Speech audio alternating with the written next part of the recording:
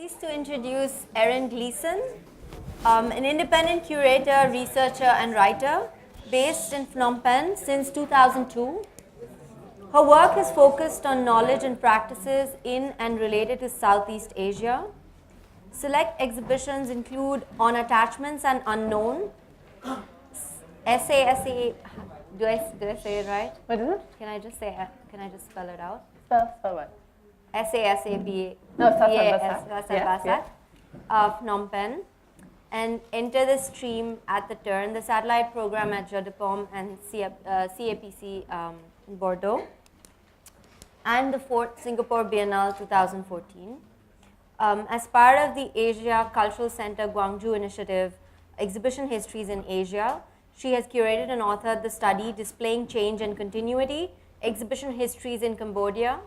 I'm also mentioning this because the question of sourcing and thinking through exhibition histories is something that Erin has been doing also as part of her research practice.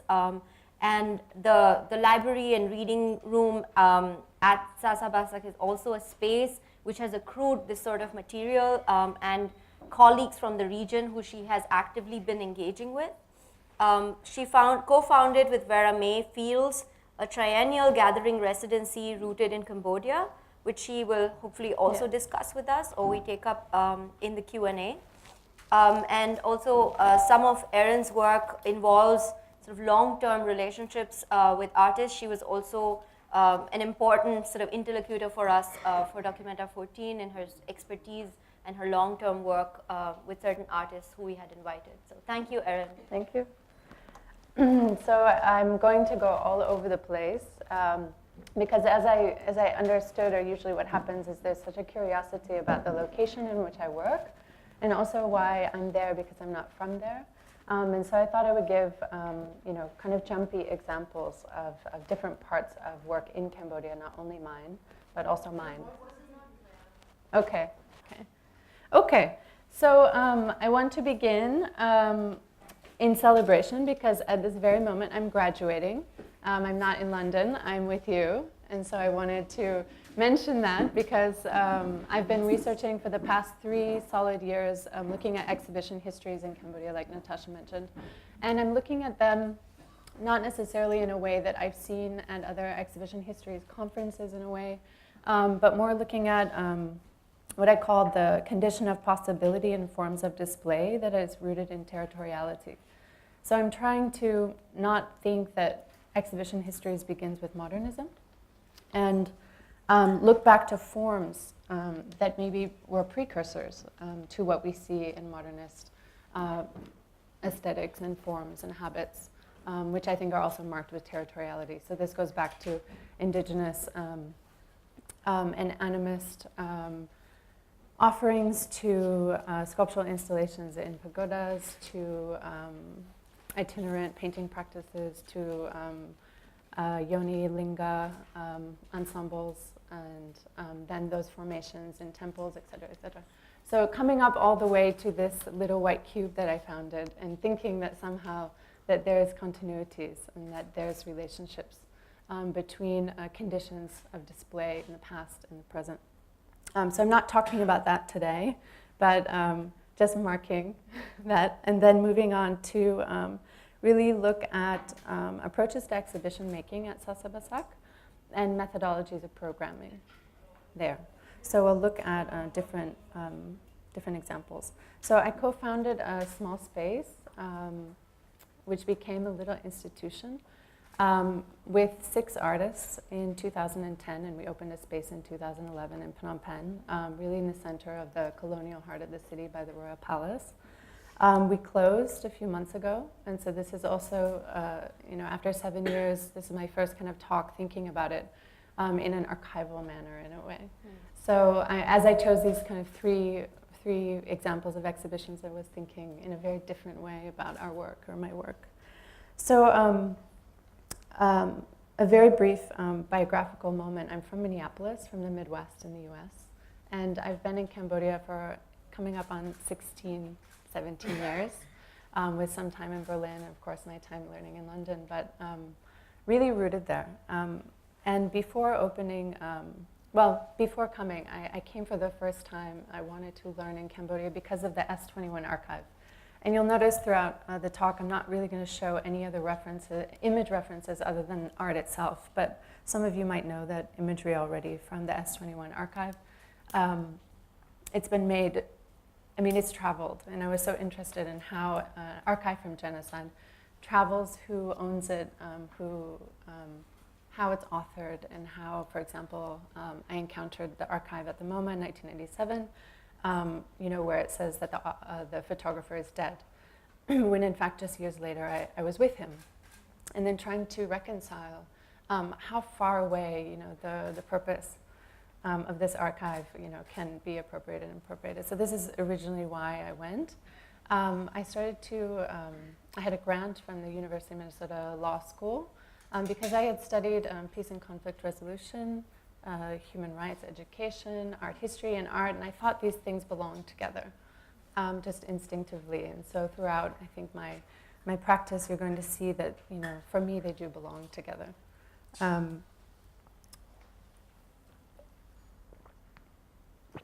Excuse me. So I came to Cambodia from South Africa, where I lived for the year doing conflict resolution, mediation courses. And so I entered Cambodia kind of in the international, human rights sphere, which I found so bureaucratic and stifling, and I didn't belong there. And as a young person trying to figure out how art can be active and have agency, it just really wasn't there. So I was invited to teach art history. The Minister of Education was starting in 2002 the first liberal arts university that had electives. So I was teaching art history, and I found, instead of doing my master's at that time, I really learned from my students to unlearn my art history education through them, and realize how little references that we shared. So I had this experience of learning from my students, and then I also had the chance to learn at Rayum. And so I'm going to talk about this institution really briefly because it also gives context to my work. Rayum was founded in 1999, and they closed in 2008. And they were founded by Lee Darwood and Ingrid Mann, both art historians. Ingrid Mann, sudden death in 2005, kind of unraveled many aspects of the practice of the institution, and then they closed a couple of years later. Rayum was in many respects an ethnographic and research institute. They were very, very progressive, and everything that they did is, if you kind of approach Cambodia or you would like to learn about culture, their publications, unfortunately their archive is not public, it's not organized. AAA, come to the rescue. But we have to go to them. They laid the foundation in a way for so much of the work that I do, at least. So they had an interlinking exhibition and publishing activities, and some of the books are here. I want to speak about particularly Cultures of Independence briefly, which is the top right one. So you can see it's a very lively place. It pours out onto the street. It's across the street from the National Museum. They had a lot of student researchers who are today like the professors at the Royal University of Fine Arts. Some of you might be familiar with Aiko and Koma.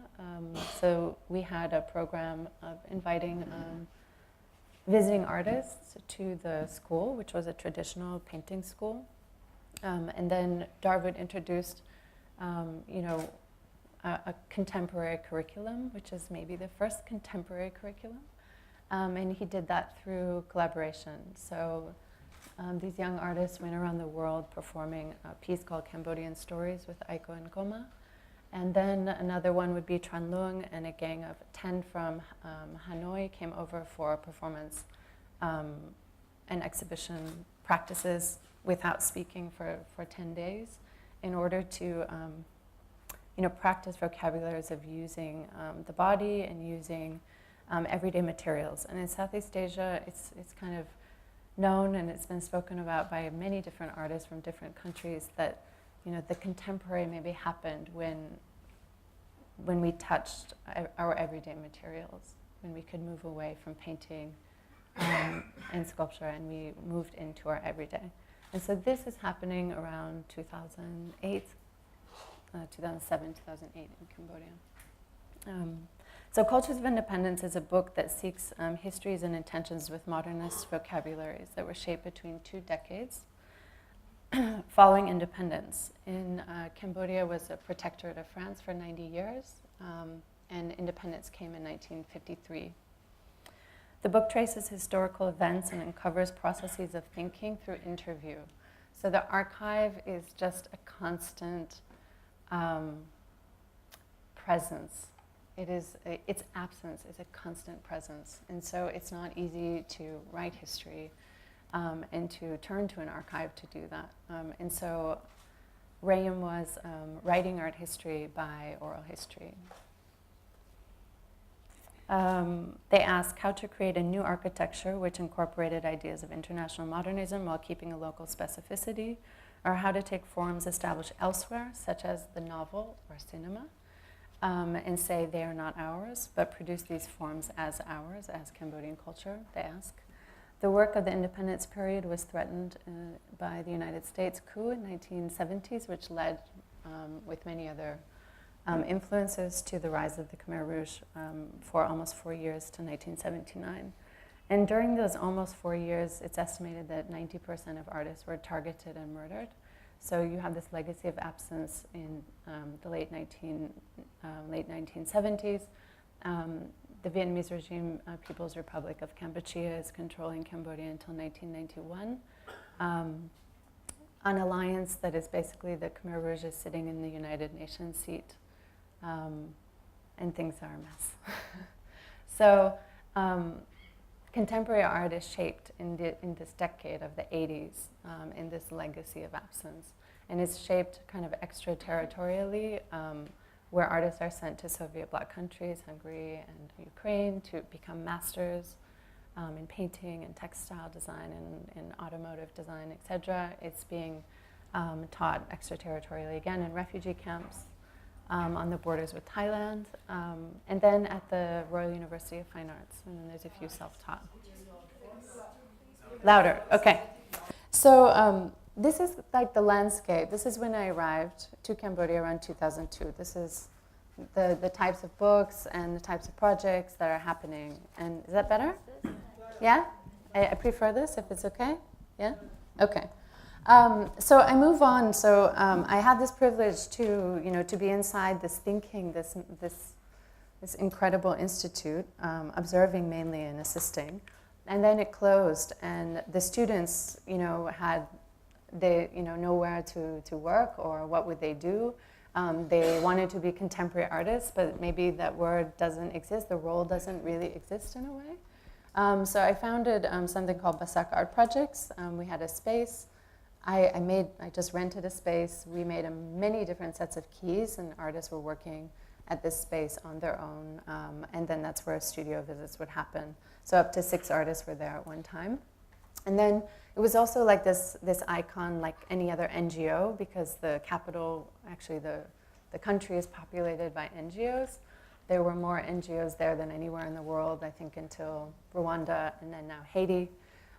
So I made this logo because a curator didn't exist really, and Rayam rarely, authored their curatorial input.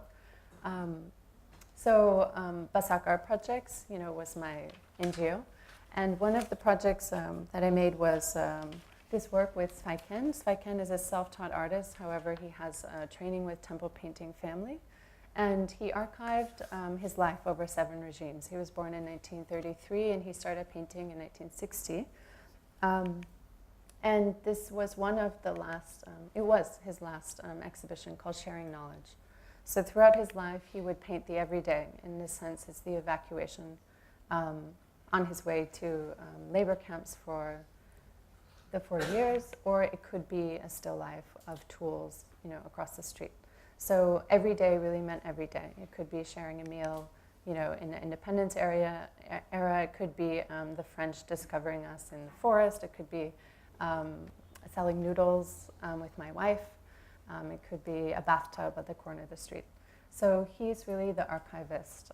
He's been written about as one of the first of the contemporary and the one who maybe crossed between modernism, made the leap to the contemporary in the sense of really discarding utopian values and showing the life of the ordinary person.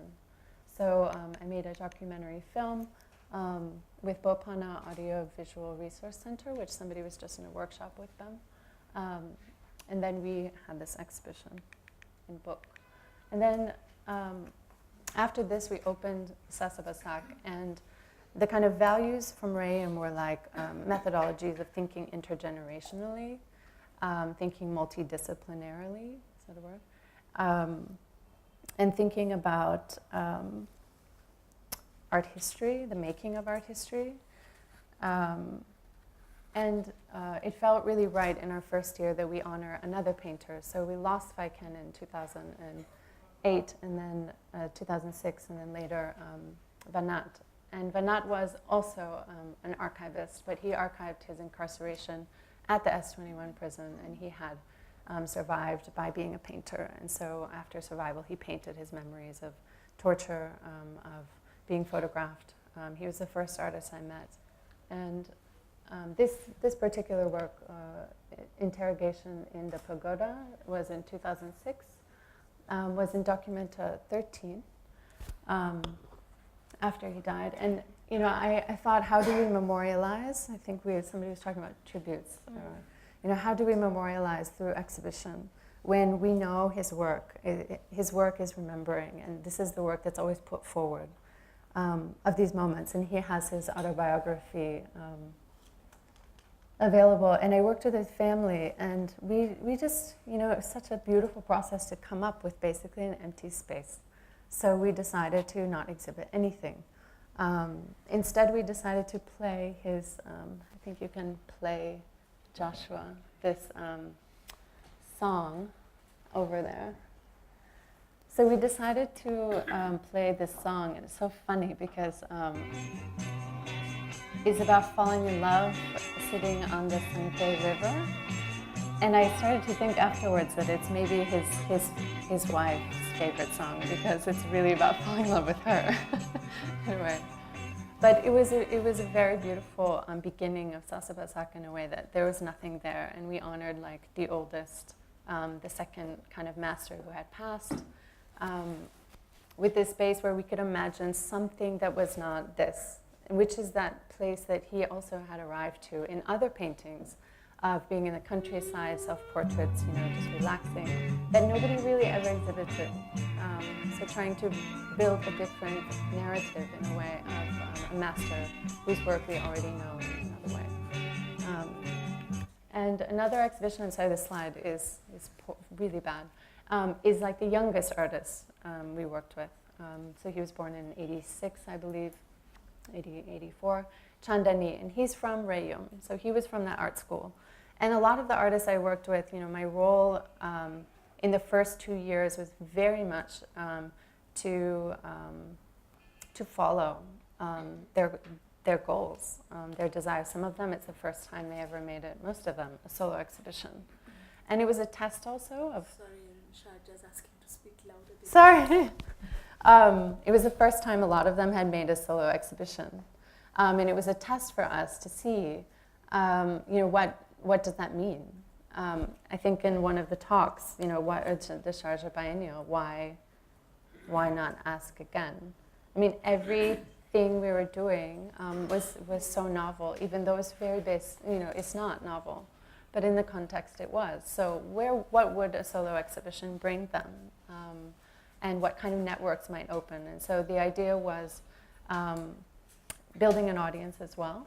So this is, if they were with us today, so he was trained in kind of classical painting, so he brought characters from the Rimke, which is the Ramayana transferred into another form in Cambodia, these characters to life in his life. So you have Asofat, Hanuman's son, watching Manchester United, and you have Hanuman himself collecting money by the riverside, and he created this kind of classroom.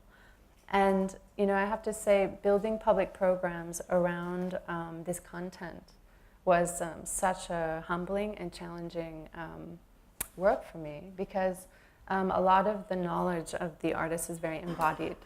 There's been some talk about sources and resourcing and citing, and in this sense, citations are, accumulated experiential knowledge. It's not necessarily that, the Rimke has been studied in its narrative form. It's something that he knows because of his painting training. So when we're making an exhibition together, what does that mean? What form should this take? And, what order should they go in, for example? And he said, any order. And I said, we can't just, let's make some logic about this. And he said, no, any order. And I kept reading, and I read every book about Buddhist painting I could, and the pagoda, and then I realized the registers at the pagoda, they're multi-registered. Time is not linear in that space of the pagoda.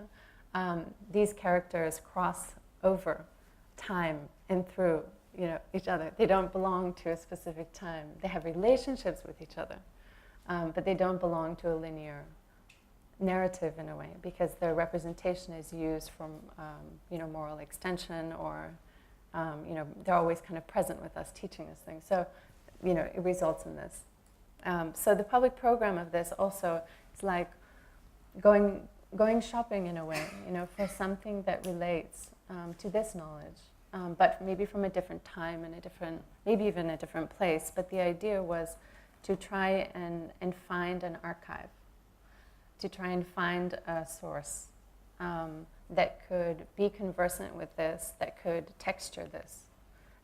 And so we worked with, you can play this one too, Takrot was a famous orator, and so this was playing like once an hour during the exhibition, and it was a very rare recording in the 60s of an orator in the village telling the story of the Rimke. And this is an artist who was born in 72, lived 17 years in war and refugee camps, Censored, and his work is very much about resistance. He's in a particular camp called Site 2, which was first a settlement of resistance before it was moved across the border to become a refugee camp. And it was at a certain time the largest city in Cambodia, but it wasn't in Cambodia, and it was not on a map. There was about 250,000 people there. So he was in a school in the camp, and then afterwards founded a school called Far Spanosilpak in Battambang, which is a very much a thriving school still today. And his work is always related to these narratives, and sometimes even drawn from like PTSD, some triggers. In fact, this work is called Trigger. And he was, on a walk and in the city, and saw these sandals being sold that are from the communist time, and he, was confronted by communism still being present. And it is in very many ways, because the current ruling government has very much to do with the toppling of being a part of the Khmer Rouge, but toppling the Khmer Rouge at the same time.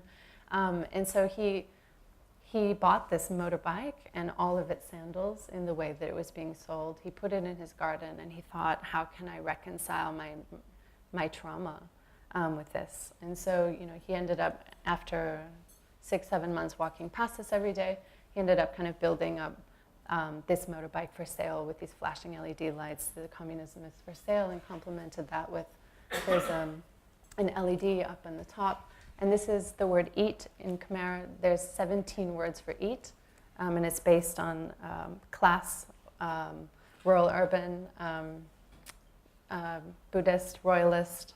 And these people, can't use the other words. And so he's leveled these words, and this is just running these words, eat, as if you can call everybody to eat together, on the same level, which really can never happen.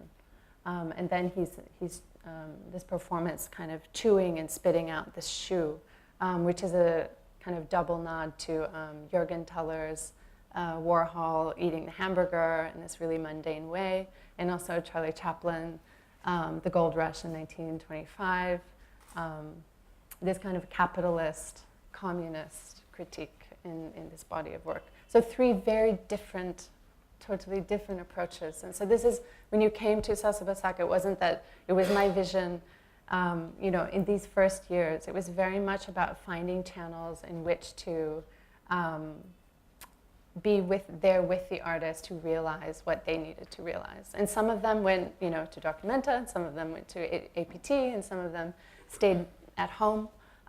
So there was a lot of networking and a lot of testing. Do these narratives, do these forms, does a materiality, building languages. So art history was very important. We had, workshops at home to try and make art history relevant for artists. Natasha mentioned our library and our archive. I don't know if you can call it an archive now. It's something else.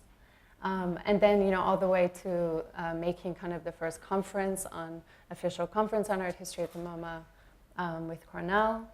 And then performance art became quite a focus for us. So we had 3 conferences on performance art, and then some happenings. And some of these happenings became really influential for artists' trajectories.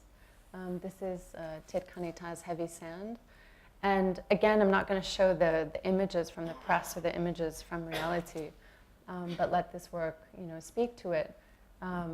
So again, artists are responding very much to their lived experience and the changes of urbanization and globalization over the last 15 years, really the last 10 years. And so one of the largest evictions, as it's known, the largest urban eviction since the Khmer Rouge happened around 2011, 12, 13, where the largest lake in Phnom Penh was infilled with sand and privatized, and thousands of people were evicted. And the women were on the front lines protesting to keep their homes, and their children today still go and try and get them out of prison. So it's so many years later, and many of these women are still in prison. So in response to, this was a public program for Khwai Samnang's video, in which he had sand, we laid sand in the gallery for months to play with his video. And then when we closed, we asked artists, some dancers to do like sand dances, and then other performance artists to do what they wanted. And Kanita is circumambulating this ladder. She brought her nephew because she says in Cambodia, children see everything. We live, intergenerationally, children see everything.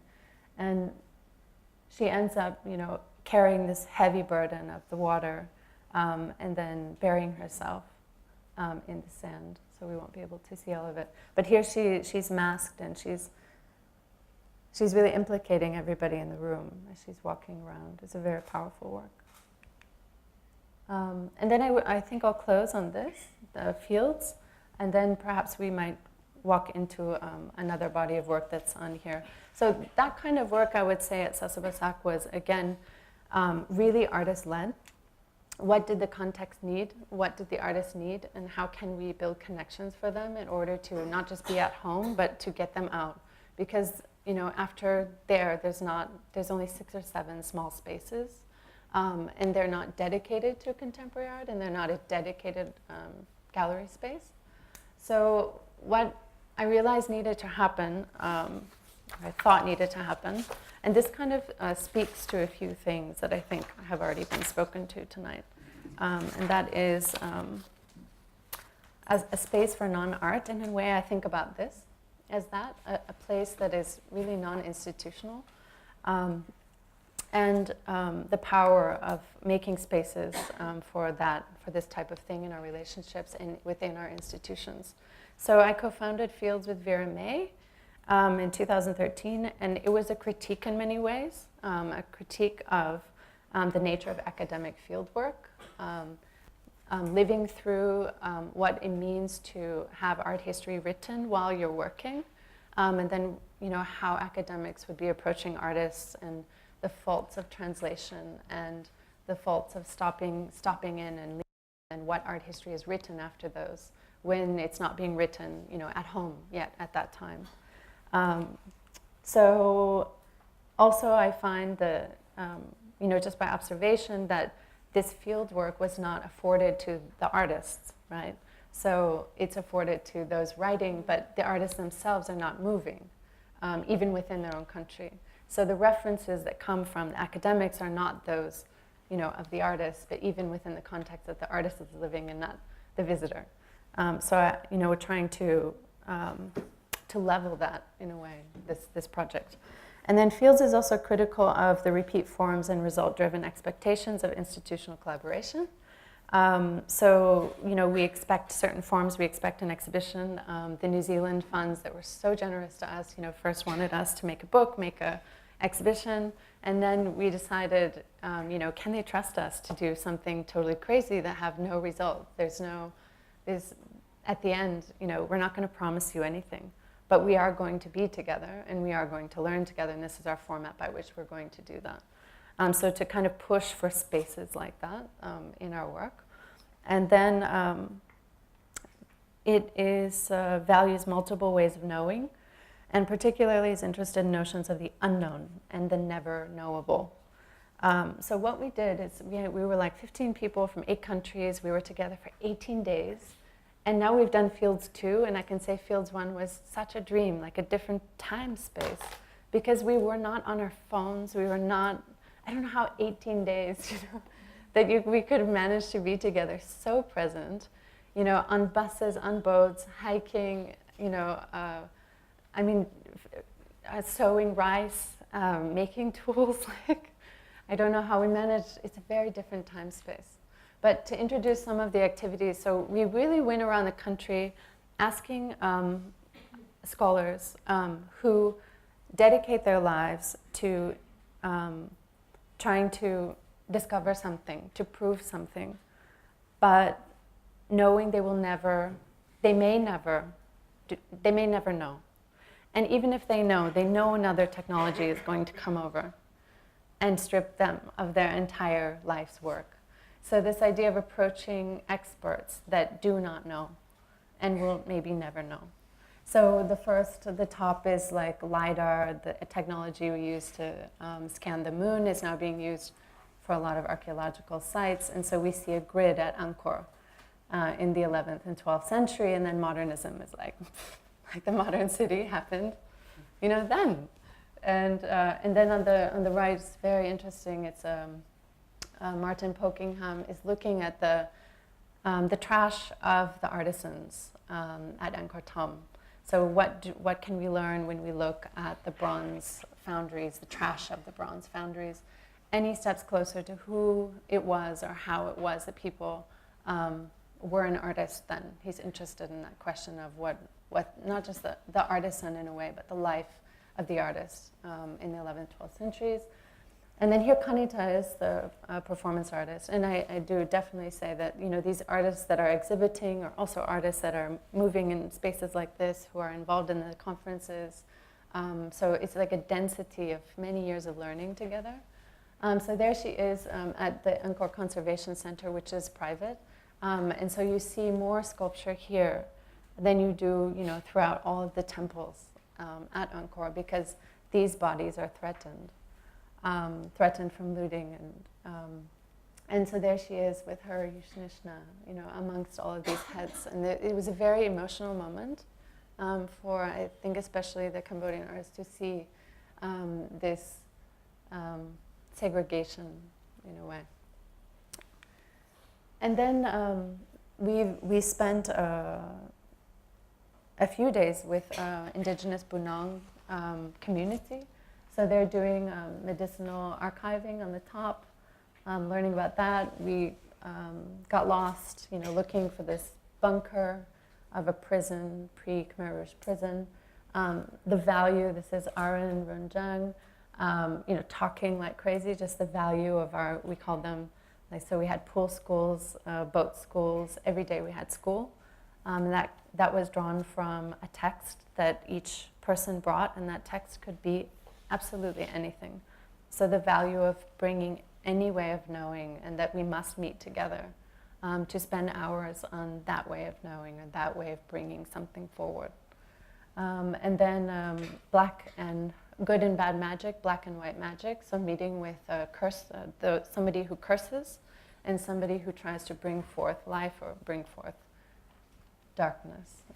So this is just, some of many things. So taking ourselves completely away from what we are all, doing, taking ourselves away from art and toward life. Of course, as tourists, in a way, we're not, too idealistic to see that we were not on a tour, but very conscientiously so. And I have to say, working with, it was kind of a lot of artists from New Zealand, and the kind of presence and time, space also I think they carry, and this duality of living with indigeneity in their everyday space also brought a very different tone to the first fields than, for example, our second fields. So if we have time, I think I'm time up. So we also looked at modernist architecture in Cambodia, which is now, very much threatened. Many of these buildings of the development of the 60s cultural district are now gone. And again, non-art space at Pisaq, so you don't always walk in to see art. We hosted a 3-month architectural summer school that, with the aim of building this basswood model of the Olympic Stadium, which is now, the whole land is bought by a Taiwanese company. It's an absolute masterpiece. We don't, again, the unknown here is that we don't know how long these, living buildings will last. Symposium on Modern Concrete in Southeast Asia.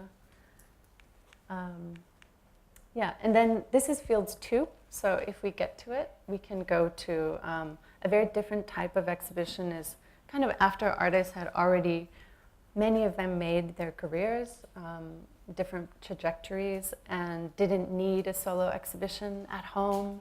We're very busy outside. We also managed, I say, up to like 30 different projects at one time. Residency, application, exhibition. And then it was time in the last couple of years to really focus on our neighbors. And I say that really because ASEAN is a growing monster, and really like to think about the space around us as neighbors, as something that's non-diplomatic and a very intimate space. And so this show on attachments and unknowns is a very different, it's more authorial.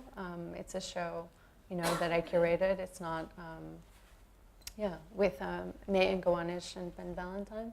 It's looking at, I think somebody wrote it down. What are the paradigms of which we see and make perspective? I think Sabine, you said this.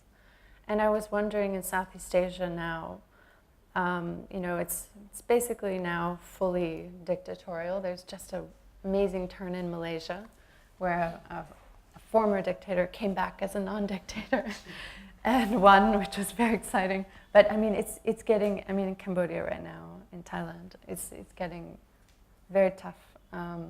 And what is the visuality of this moment? And I looked at women's practices in this show. So just briefly, we might go through, but I just go through the images and then open. Yeah. So that's, yeah.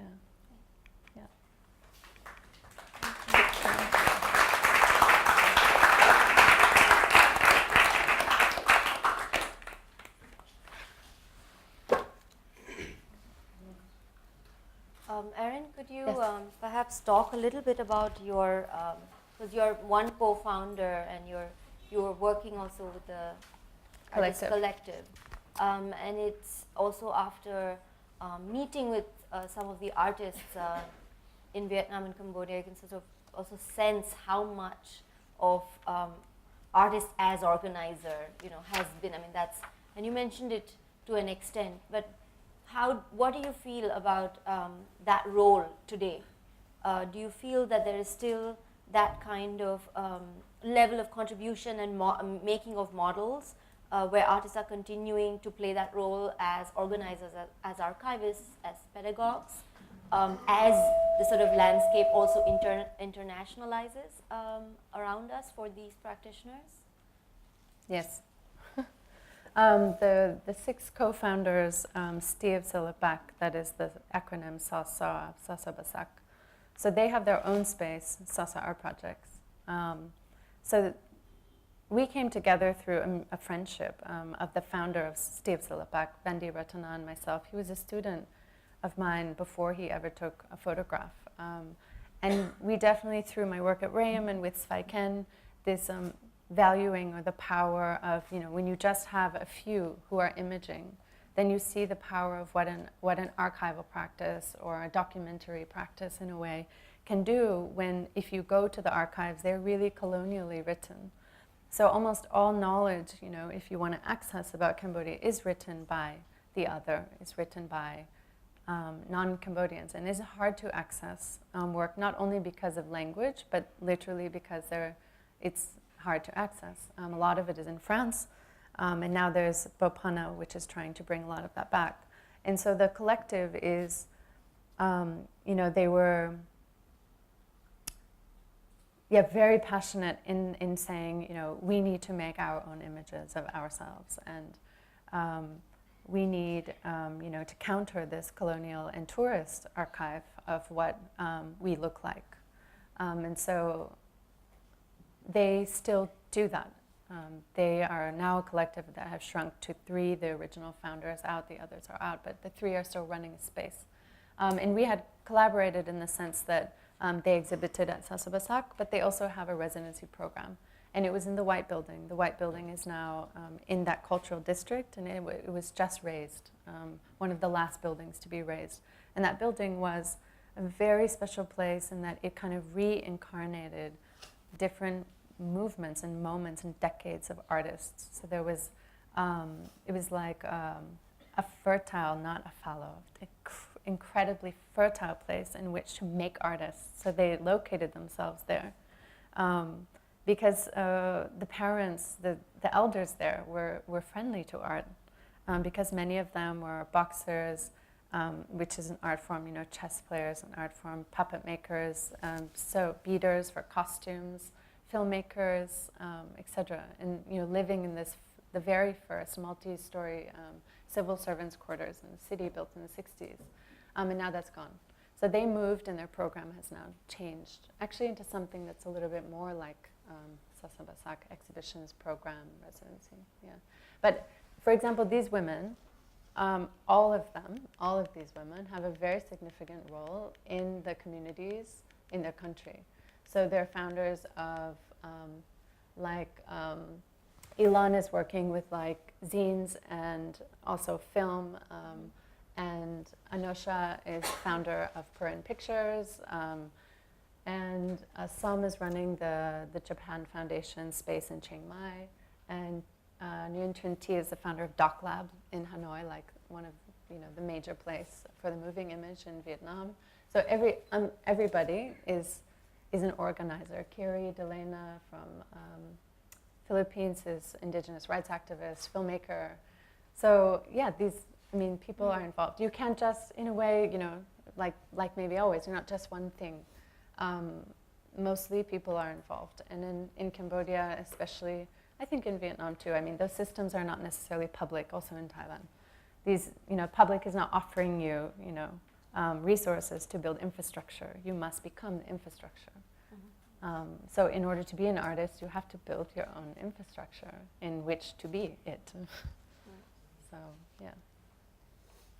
That's a great note to open up for our audiences. Are there questions in the room? Just quickly, can we see the images a bit slower? Because it's very fast. Yeah. Go very slowly through them. Yeah. This is, she worked at the Manila Library and found this archive of a journal, of a newspaper that was closed by Imelda Marcos in 1972. So she, a whiteout of whatever, a kind of replication of what actually happened. So the closing of this newspaper. So this was the first images you saw when you walked into this exhibition. And this you can play, Joshua. This is the starting piece and the thinking. And actually, tea is often like the brain for me. I've worked with her numerous times, and this work is so gorgeous.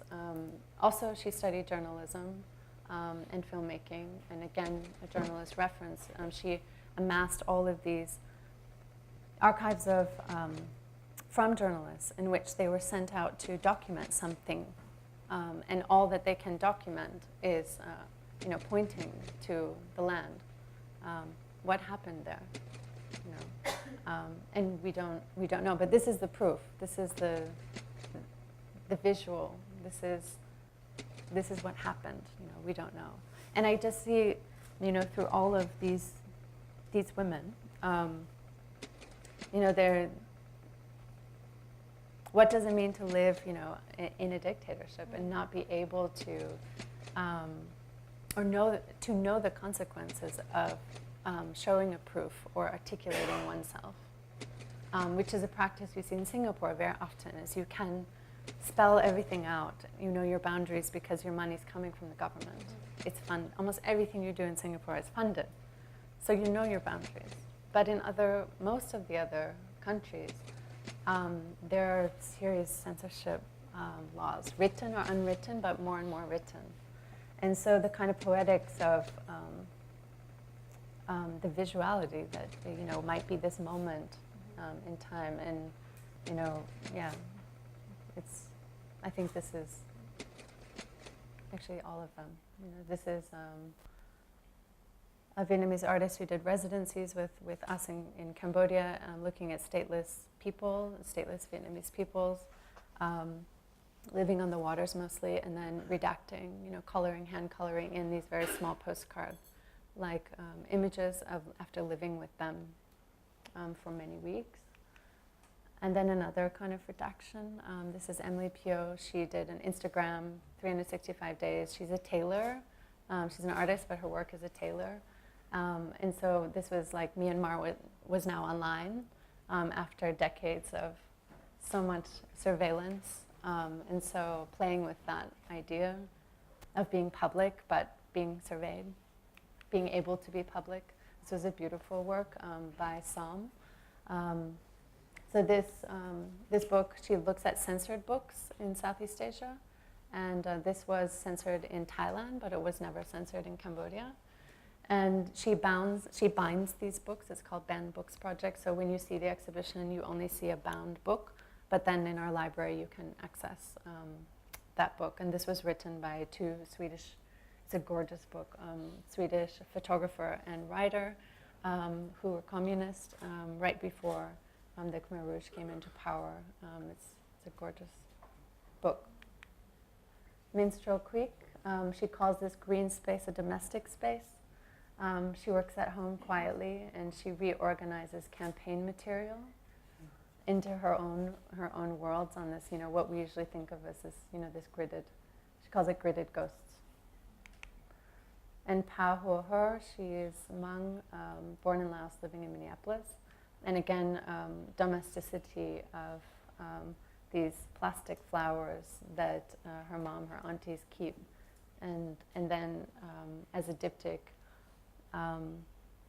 Playing with images from dating sites, the Hmong, pan-Hmong dating site. And Ilan, a different type of redaction. All across Southeast Asia, there's the woman in the banana tree, is there here. She's very powerful. She will steal your man, and you shouldn't have a banana touching your house. She'll dirty your laundry. But this figure has been used by different movements, and this is referencing an Indonesian feminist movement that was silenced by the communist government. And spaces of the Cambodian government has done an amazing job in making the forest a dangerous place. So therefore, indigenous, dangerous places we must develop and dam. And a lot of ritual text also makes that space a dangerous place. So Netsopal is, imaging imaging ghosts. And the state somehow lives with these indigenous practices, like as a fear-based or honor-based in a way, but at the same time, the state is concessioning it, is cash cropping it, and is damning it. Martha Atienza, this is in her. This is an incredible video.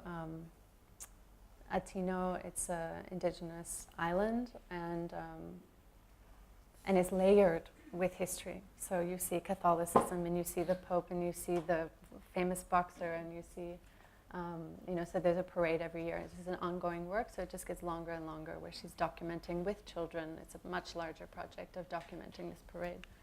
On and on. Actually, this was in the last one in the show, in a way, the last one you could access, but it's the only voices you heard in the show from all the videos.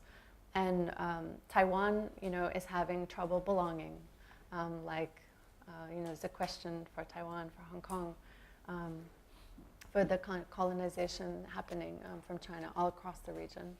And so I wanted to include Taiwan in the show also. And he happens to be the only male in the show, but he's documenting mainly female migrant workers. So in 1994, Taiwan did a Go South policy, and there's about 500,000 migrant workers from Southeast Asia by like 2006 or 2010 in Taiwan. So these are different languages you're hearing from the other room. So you hear Indonesian, you hear Tagalog, you hear Thai. And it's the dreams of, and they're often nightmares. Most of them are nightmares. Yeah. That's that show. Thank you. Are there any other questions?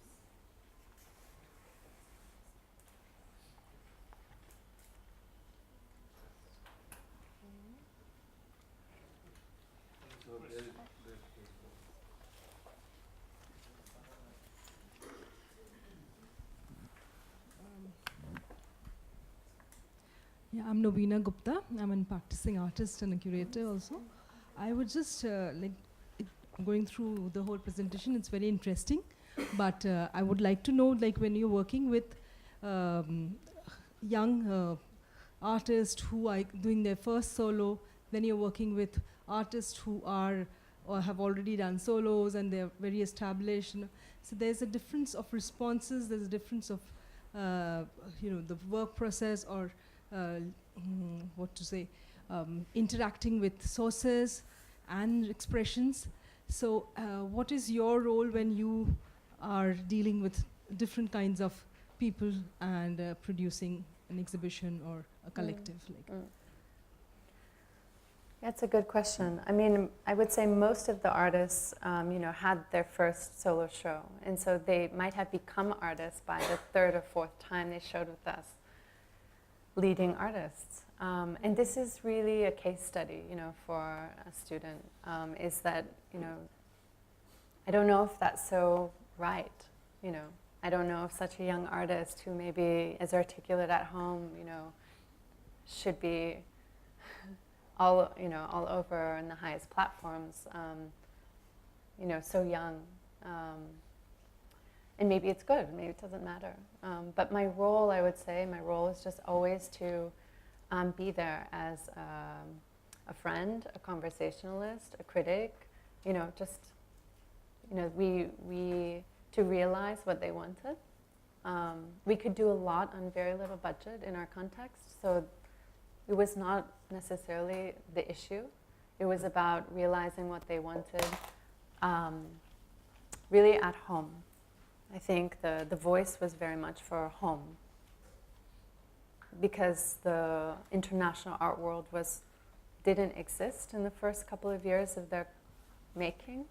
And then afterwards, maybe their language changed. But for example, as a writer the responsibility of writing, maybe I can apply that to the answer, is that, we make a brochure, I have to write for each one of these artists, but I follow, you might not know me in that text, but you will know the artist's desire. What do they want to put forward? What will be censored, so how must I write? So sometimes we would construct a poem, other times we would be referential to something and cite something, other times it's just new languages.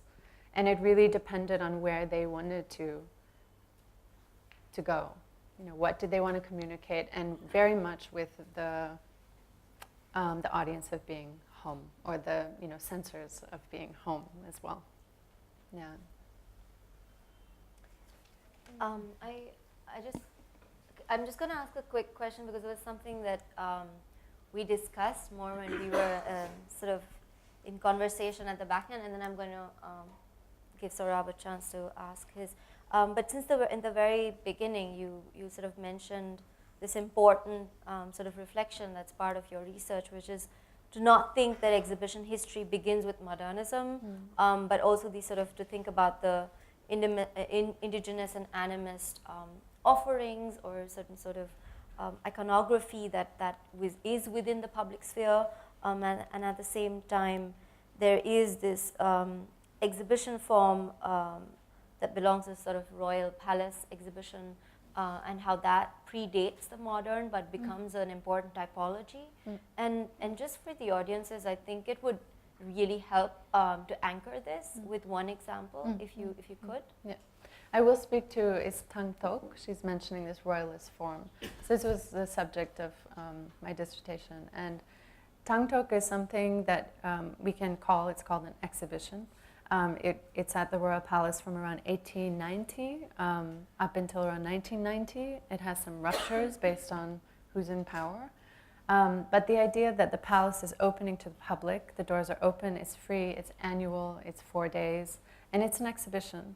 And it's supposedly, for the birthday of the queen or the king, whoever's ruling at the time, so the dates change based on the birthday, the moon rising, the tides, etc. But this was a display of things, and it was a territorial display of things. So tang means to display, and tok means table. So it's a display of things on tables. And I wanted to look for, that this is a typology, something that's hovering in the middle of what came before and what came after. So I believe that it's a form that came from the yoni and the linga. And this is very much from the study of my advisor, Ashley Thompson. I mean, she wouldn't have maybe brought it, to the exhibitionary, but yeah, the condition of possibility. What is the yoni and the linga? The yoni is the land, is fertility. The linga is a thing, an object that's there. And this also, the land and the offering on the land is seen, in many different forms before the yoni and the linga, and contemporaneously, right? So we have like animist offering, and then the yoni and the linga, the Buddhist gets a structure. Then we see that with in Khmer, the language for the pedestal that the Buddha sits on is feminine, and is a spirit, is carrying a spirit. So it's, let's say, the yoni. And then that goes on to being this table with these offerings. And Tang Tok was provincial. So it was a chance for, the nation. I mean, it was a French colony at the time. A chance for everybody to show their offerings, what is from your province. And as the French became more and more engaged, it became, more of Foucault, the order of things. Everything got segregated into, textiles, things of the earth. And then it was used to form the collection of the National Museum. So these very special things, that came from different provinces, then were copied, and then the Khmer art form was, put in place from these, the gems, that came out during Tang Tok every year. But this can also, one of, I think one of the greatest scholars, Ang Julian, he told me, Tang Tok is the Bayon. If you're familiar with the Bayon, it's 52 faces, this temple from the 12th century. And it's very much about territoriality. And that this formation of, the wall, which is, the palace is an enclosure that is not new, it is not modern. And so it's just this kind of evolution and this reiteration of this condition of possibility of displaying. And we come to the modern exhibition. Van Malevan looked at some of his buildings. He built 5 exhibition halls. One was for 3 of them were in the main function. One was industry, one was craft and art, and one was, I can't remember what. But this is something we see. These kind of trade shows. It looks like a trade show. It's products from the earth. And then what happened is Sihanouk, during Independence era, he I'm saying he franchised Thang Tok. So he started to build these small exhibition halls in every province.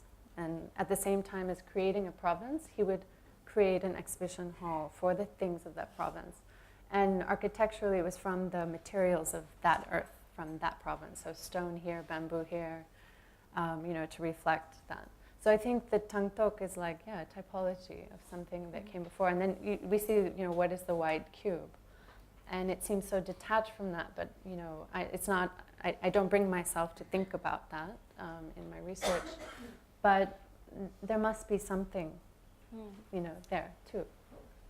What is that condition of possibility, and what forms, are being used that maybe don't exactly materially or spatially use the Thang Tok anymore, but it's a different. Yeah. We have a last question. Can you stand up? Stand up for a photo. No, so I was actually just curious about how you as an institution deal with the government, because censorship goes to an extent where you can't show a photograph of a dog, for example, because Hun Sen's called the dog, and you get asked to kind of take off the photographs if there's a show on. And then it's also, I've been seeing a lot of artists actually looking at the Khmer Rouge, and for me what interested me was, for example, the person looking at the Bangkok Lake, the cement and all of that. I was wondering how public that was, or how, especially because you're an institution, and I know that the ministry keeps a tab on everything that's happening, and I was wondering whether it's somewhat similar to what Sabi and Jibesh were talking about in China, where people are leaving clues, and then you have the audience actually trying to hack. Yeah, we're a very small community. The audiences are not big, and they're usually people who know each other. It's grown definitely by students, so we focus on students.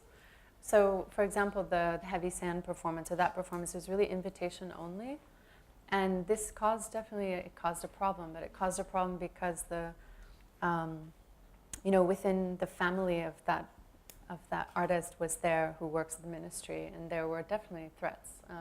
But interestingly, threats because of her wearing a bikini. And same with Khwai Sanang, same with Heng Ravut. Our threats came from nudity, like completely missing the mark of, a neo-colonial critique of cash cropping rubber. It's gone, it's not even in the news, it's just the nudity.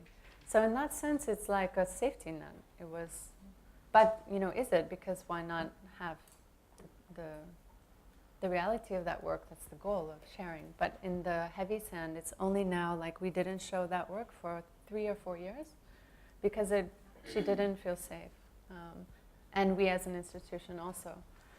Also, interestingly, the Rimke work, the classroom work, this one was maybe the most controversial, because you dared to take these honorable epic figures and transpose them into, so this was, we never know. And that's the thing with Cambodia. Up until last year, 16 radio stations were closed down, all free presses finished.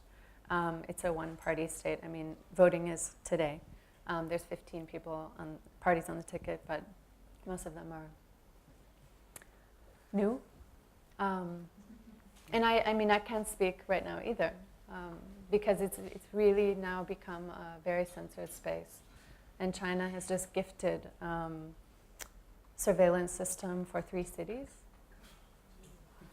So, closing right now, and also as a US citizen, we had Yeah, about 6 months ago, it was perhaps time to, we had a queue to have our bags ready.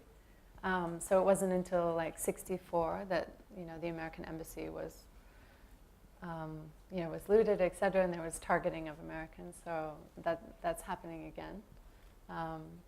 So yeah, it's, the censorship was never like Vietnam or Myanmar. You need to go through the censor board. You need a permit for everything that you do that's public.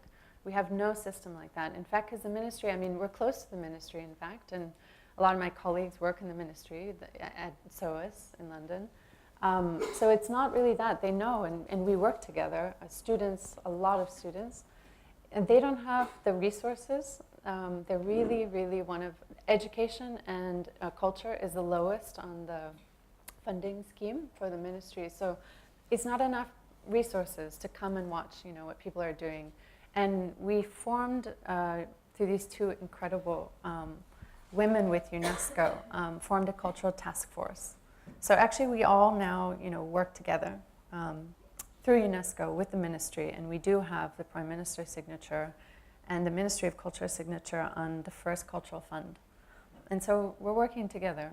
And I think they're maybe ready to start to celebrate a few of the artists who have gained more attention, but this won't be easy for the artists if they're ever called in, to start having this relationship. In a way, it's been incredible to be like fiercely independent, like you mentioned in your introduction, like so unlike some of our neighbors. But that's about to change, I think. Yeah. Thank you, Erin, also for being so in-depth, and thank you.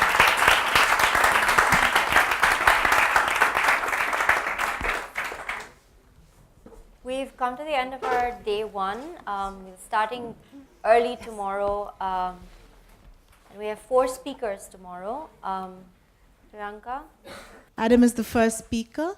We will stick very, very close to time tomorrow. So please be here. And I have just one announcement to make. On Saturday, after we finish the panel discussion, the KCC, the Kolkata Center for Creativity, has invited all the participants, all the attendees of the hub to their space for a preview, because they are going to possibly open their center in November or December this year. Those of you who would like to go need to let one member of the experimenter team know. So they will tick your name, and there will be a bus organized by them. They will walk us through, and then there will be a small reception. Those of you who would like to see the center, you have to just let the experimenter team know, either via email or just physically when you're at the hub. The rest of it. So thank you so much, Erin, Natasha. Yeah, and yeah.